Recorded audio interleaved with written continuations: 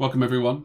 Happy Monday evening. Hopefully you're watching this on it's gone out on a Monday, so I can only assume you're watching on a Monday.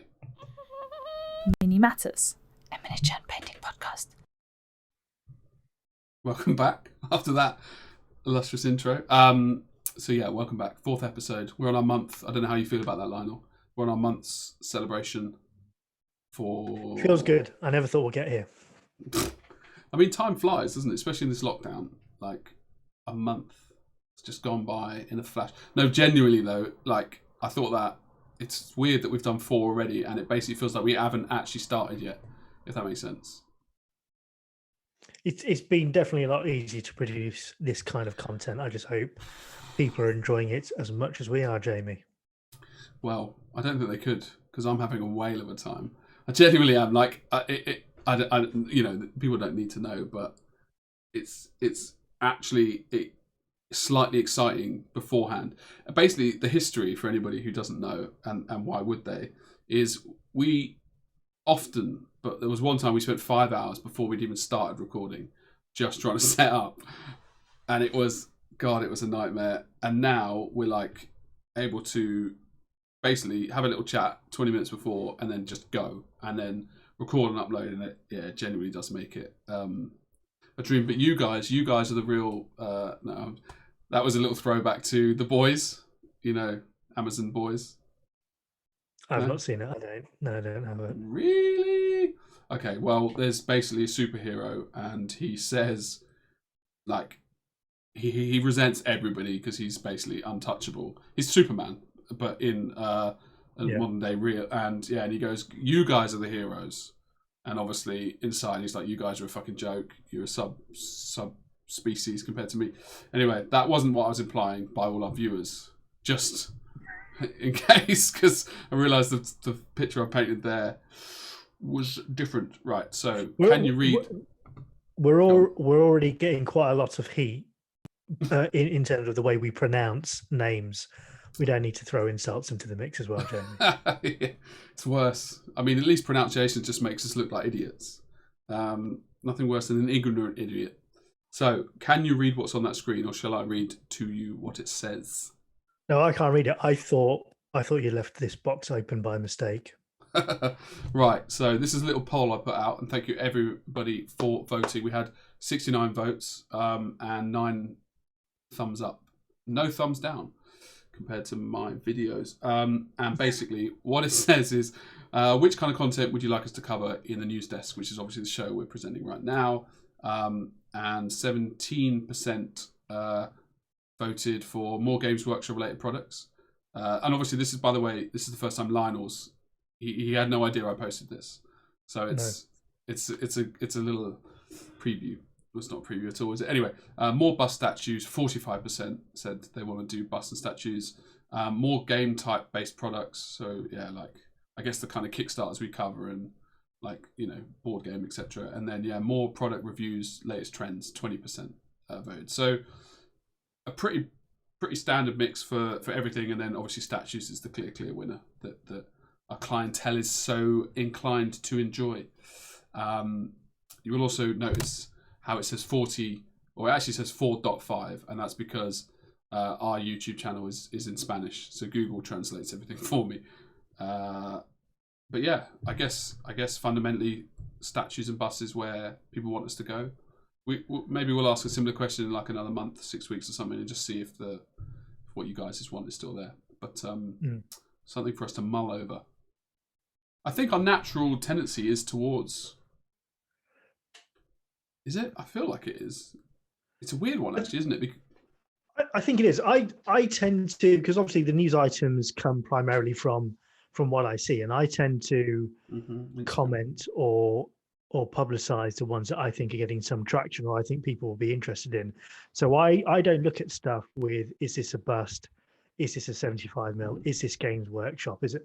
I just look at something which naturally pulls my interest, and I think the community would be interested in, and I just cover it.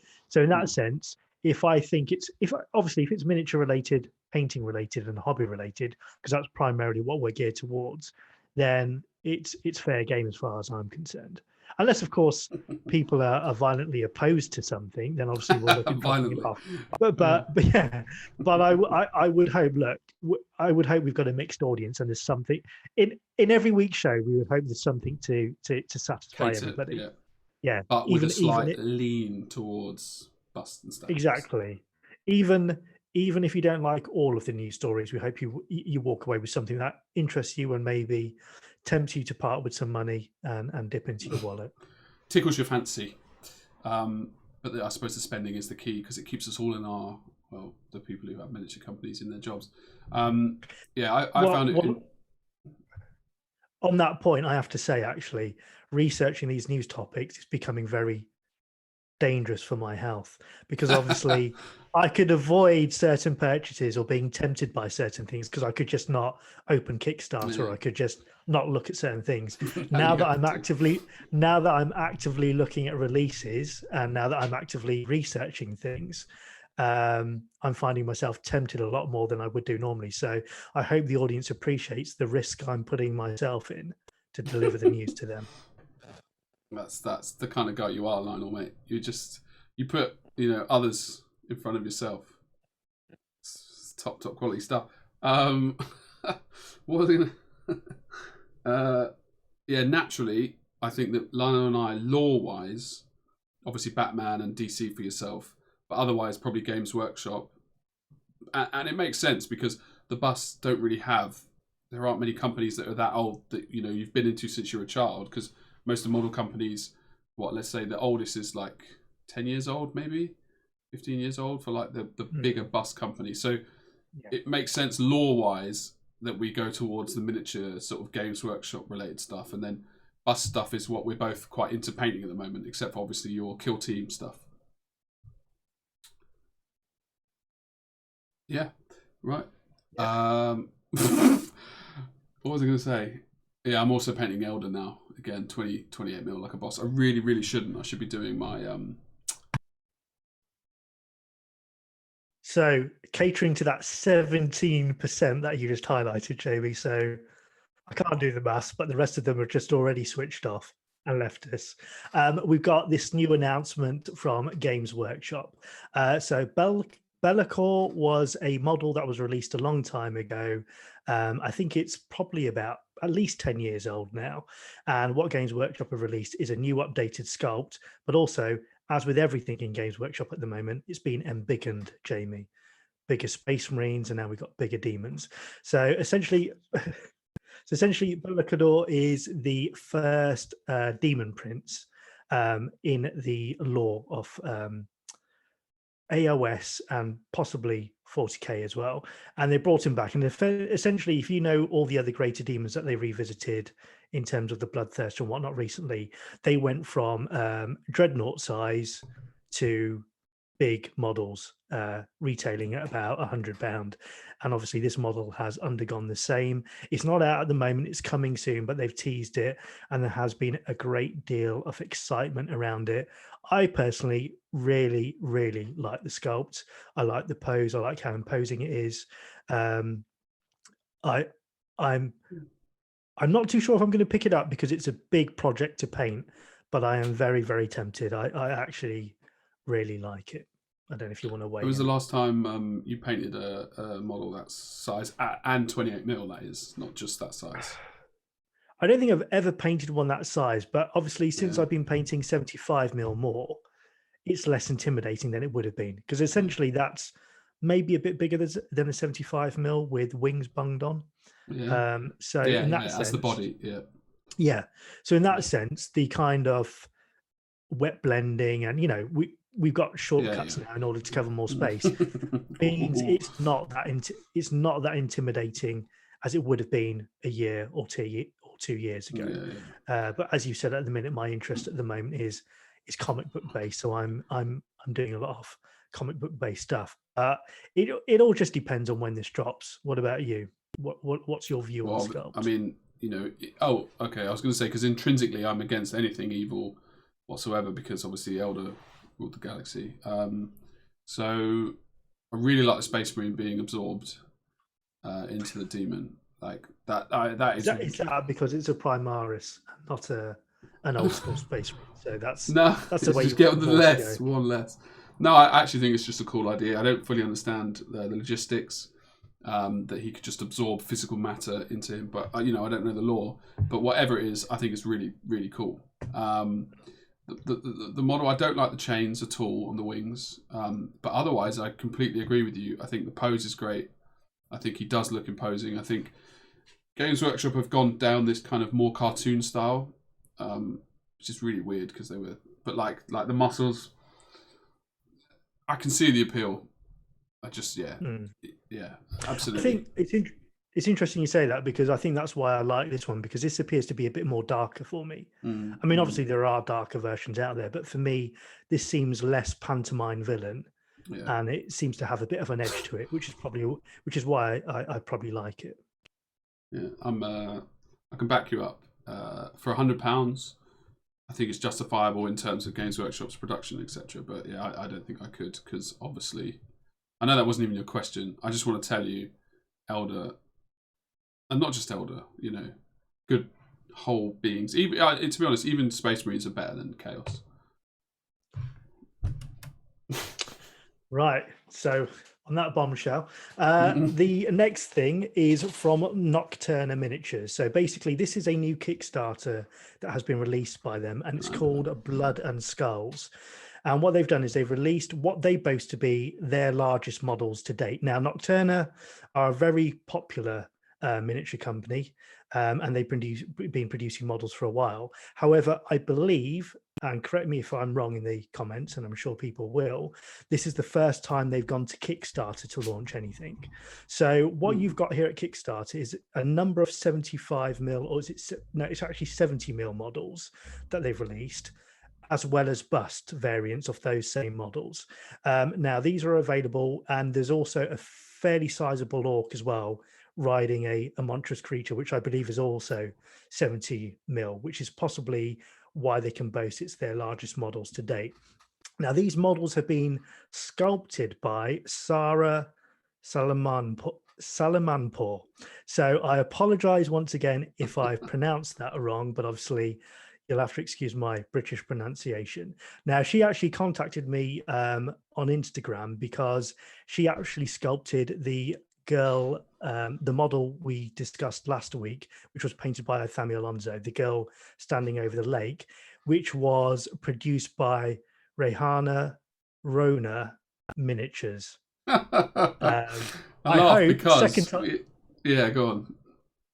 Well, I hope second time round I've pronounced that correctly, because I understand my pronunciation of it the first time round was so bad that nobody knew what I was saying. But yeah, so she's been involved in this, and she's sculpted some of those models. And what you've got here, we've got some Spanish artists who are involved in the box arts. So this news item is really going to test my pronunciation, Jamie. Well, it already has by the sounds of things, to be honest with you. It's going to continue to do so. So what you've got here is this box art has been done by Alejandro Prieto. Okay. And he is one half of Beyond Miniatures. So if you know Beyond Miniatures, he's part of that. But he's done the box art for this as... Sorry. I was going to say, just as another caveat, our laughing isn't at the names themselves. It's our inability. My pronunciation. Yeah, is our inability to pronounce these names.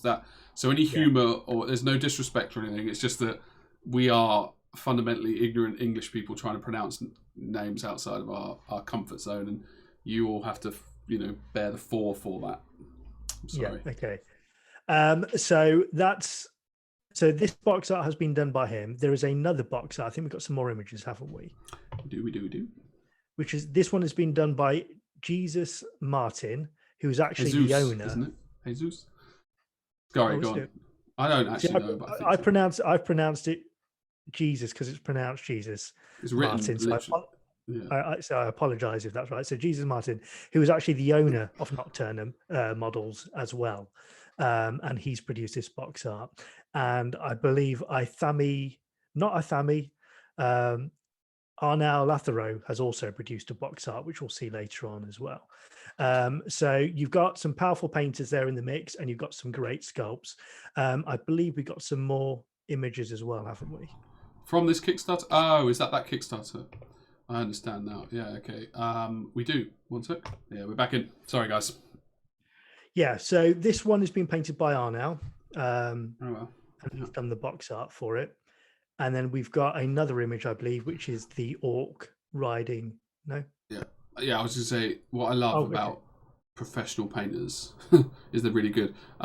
Is the light, the OSL, it genuinely looks like it's a bulb or something, but it's been painted. It always, I don't know if throws me off's the right word, but I always like, it's such a realistic feeling that I forget that it isn't actually like surrounded by bulbs that are red. Yeah, and I absolutely loved the saturation again on this one. Yeah, so this is the close-up of, I believe, the largest model in the Kickstarter. I don't know what the retail is. Obviously, we encourage you to go over to the Kickstarter page to get all the details of the sculptors, the painters, and also the pledges. But this is the one where you've got a fairly large orc riding a beast as well, and it's quite sizable. Well, this yeah, is the so there you go. version, isn't it? Yeah, so it's quite a sizable piece. And if you did pick this up, it's probably going to take you some time to get through and paint. And there's a painted version. And unfortunately, I don't recall who has actually painted that version. Well, hold on, but Roy. once again, yeah, so it's either Jesus Martin or Jesus Martin, but I think it's Jesus. Yeah, it's amazing. So yeah, it is an amazing paint job. So once again, it's a cracking looking Kickstarter. Nocturna models always produce some high quality models. They're well established in the industry. They've got a fan following. So head over to Kickstarter, give it a look. What Jamie will do, if he doesn't post a link to it here, he will be posting a link to our social media. And if you go onto our social media and have a look at the news post where we feature this, there are hyperlinks over to Nocturna models from there. And from there, there'll be hyperlinks to the Kickstarter. So it should be fairly easy to find from there. It'll definitely be in the description, the YouTube description. Yeah, for sure. Cool. Okay, so the next news item is the Baroness from Massive Miniatures. Now, this is a bit of an apology to Luke because obviously we've had a bit of an unfortunate history with Luke in the sense that when we first started off with Mini Matters, we went to SMC, and when nobody knew us, we approached stall makers asking for interviews. And Luke, who is the owner of Massive Miniatures, was one of the few who were kind enough to give us an interview. Unfortunately, because we were new at it, we actually managed to mess up the audio. So although he gave us his time, we weren't able to put that video out because the audio was terrible. So that was strike one. Strike two was then when we tried to arrange an interview with him online, and unfortunately he became ill. I mean, he's better now. Corona, right? And yeah, it was coronavirus, but he's better now and he's fully recovered. So that was strike two. So strike three for me was when he saw our news desk. He kind of did a cheeky little comment under the post and said, "Oh, you guys missed. Did you guys not see my release?" And I didn't. And in my defense, it's because he had only posted it once on Instagram. And we all know, Jamie, unless you post something 6 times on Instagram, people aren't going to see it. So in my defense, I don't even think that was a proper serious release. Luke needed to post it at least 6 times to be noticed. It's hard to post it 6 times, man. Like exactly. But joking aside, and we follow his account. I follow his account on Mini Matters, and I had missed it. So I've gone back in and I've corrected that. So what we've got here is the latest release from Massive Miniatures called the Baroness. It's been produced by them, but it's been casted up by Broken Toad, who are excellent in the industry when it comes to casting. Their casting's perfect. So you've got some confidence in the mold you're going to get.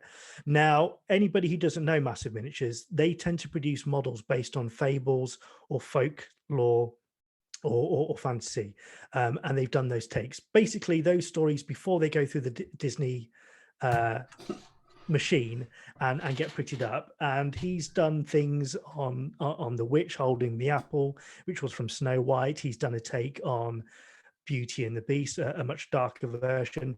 And this one borrows upon a folklore whereby a rich baroness lost her husband, and the local villagers, the story behind it, there's various versions, but the local villagers say that she still stays there and she never ages. And it's up to you whether she's a ghost, whether she's made sacrifices to a witch for eternal youth, or whether there's a much darker legacy.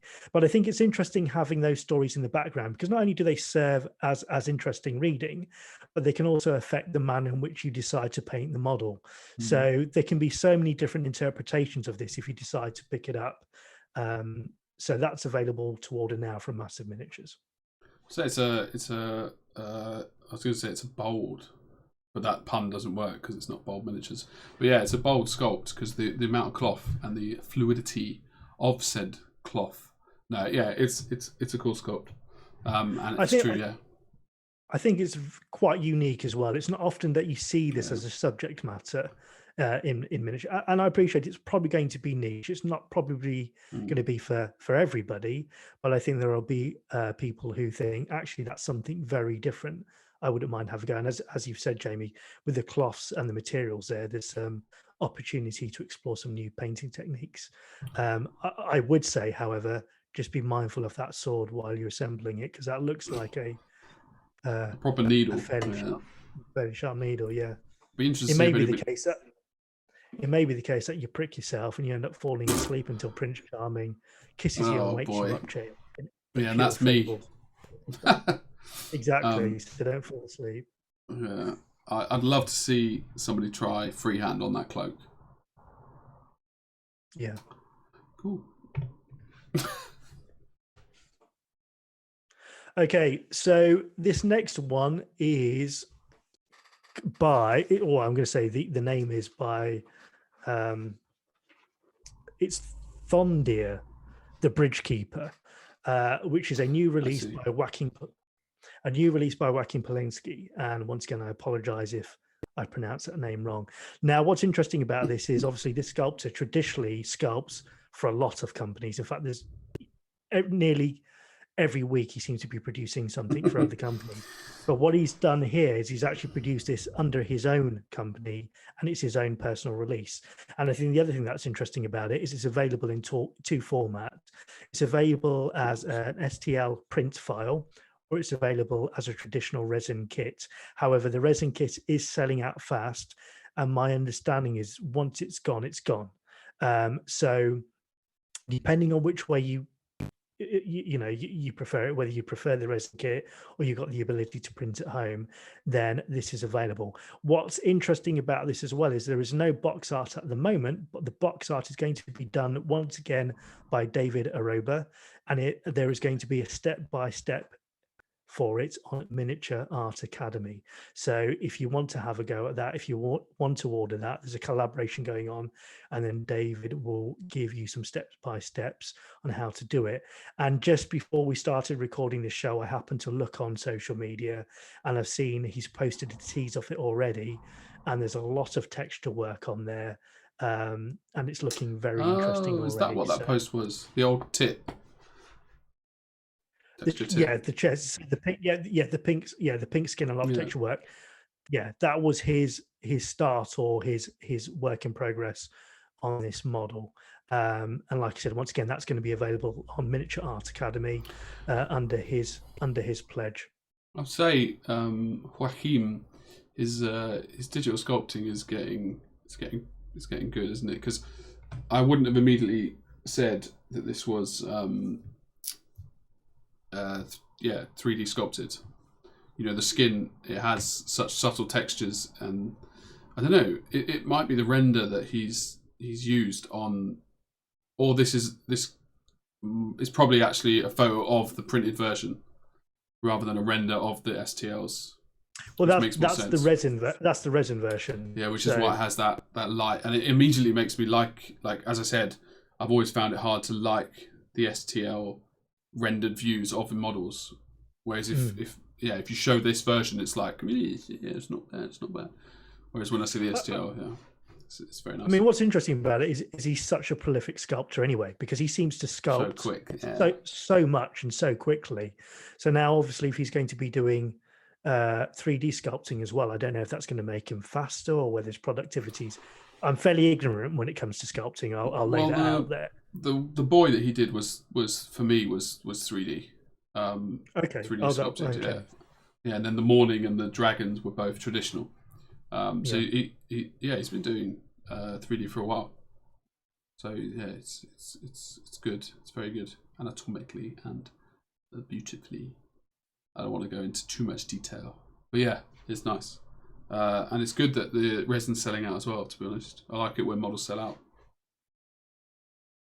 Yeah, I don't think he's ever going to have problems shifting models, is he? Yes, true. It's interesting. It's still an interesting, like, I suppose that's for a whole other day. It's not a newsworthy at the moment anyway, but the whole moving to STL, selling them, like, I'm so curious to know how that affects sales, basically, long-term sales as well. Because, you know, you've got the whole, I buy and then I could share it to all my 10 friends, or I could even sell it to them for like £5 each or something. Which I'm not advocating. I'm actually obviously wholeheartedly not advocating to do that. But yeah, it's an interesting thing. But yeah. Ooh. Okay, so I don't controversy about this. I'm already annoyed because, Lionel, this is called the Exodite. Now, I don't know about you, but that is not an Elder. And an Elder Exodite. Well, actually, let's go into that. But let me just Let's just give a quick outline and a lay of the land. So, what's interesting about this news story? So, it's slightly different. It's not models, it's not releases or anything like that. But I think it might be something that interests the community. It does interest me. So, essentially, what Warhammer have done, or Warhammer TV, have announced, is that they have now officially collaborated with a lot of fan casters or fan movie makers that were launching series on YouTube that were getting an awful lot of reviews. And the most notorious out of them all was the Astartes film, where I think we did a reaction video to it, or we looked at it anyway. And everybody, once they saw that, thought, hang on a second, if these fan sites are doing this, why aren't Games Workshop possibly producing better quality stuff? And I think that had views in the millions. Now, obviously, Games Workshop in their new open, huggy, open-handed, let's collaborate kind of approach they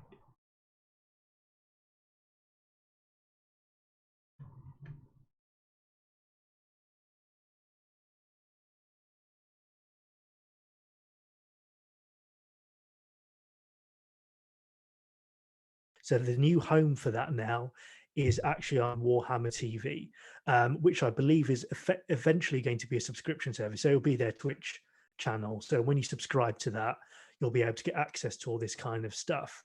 Now, one of the ones, as you've highlighted there, is this one with the Tau warrior called Exodite. But my understanding is when the trailer was launched, we did a review. We did a reaction to the trailer. Yeah. And the the Tau were featured. Yeah, but they were Groots or Groots. They weren't Elder that we thought they were. Okay. But yeah, maybe it will feature more Exodites and we did, because we all thought they were striking scorpions, but apparently not. Maybe I need to go back and refresh my memory, but I think if it's called Exodite, they've kind of got to deliver at least one, haven't they? Yeah. I think what's interesting is that trailer, from what I recall, was fairly dark, whereas what we've got here is a fairly colourful image, and I think the rendering and the finish on it is fantastic, particularly in an age of streaming where people are streaming content more. These shorts, I think, if it was put together as a package on Netflix, it wouldn't look amiss on Netflix or something like that. So I'm really impressed with the quality, and I'm really impressed to see where they go with it. Yeah, I'm also really curious, and as a sort of the Astartes guy, he was doing Patreon, wasn't he? And he had like 6,000-7,000 people contributing, and I can only imagine that, and I don't know obviously that, but Games Workshop are letting him keep his Patreon, and they're probably, I don't know, making it law. I think that's also the other interesting thing, is anything they produce now becomes obviously canon.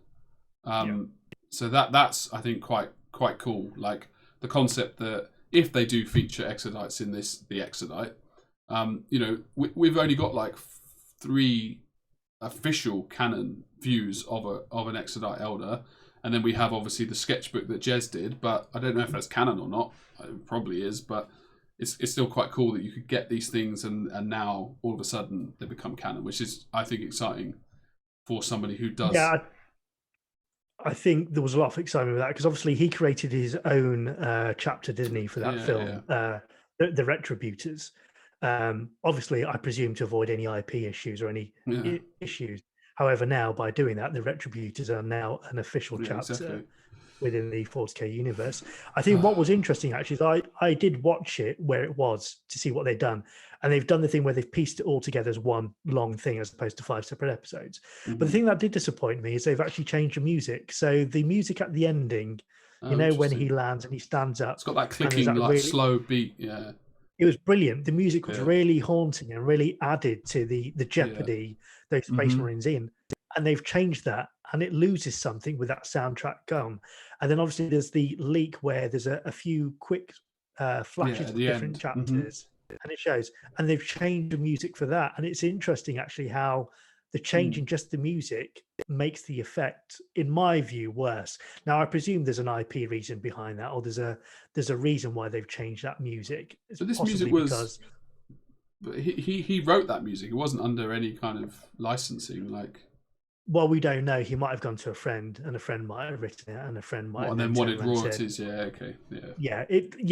I think it takes more effort to change the music than it does to keep it the same. So I think there'll be an official reason behind it why they've changed it. But it was interesting. Like I said, if you get time, go back and watch it, the new version with the last 5 minutes with the music changing, and it does take something away. Sadly, it's still so good though, isn't it? Like.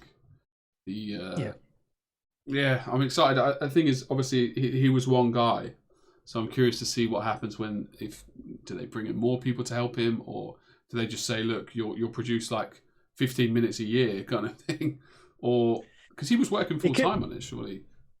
It could end up like the Warhammer Snyder Cut, Jamie, where there's so much studio interference. Yeah, and they're bringing somebody else. So they're bringing somebody else, and what is done at the end does not reflect Snyder's view. And then what that's we get out 2 years. Wait, isn't that out today, the 12th? No, it's next Friday.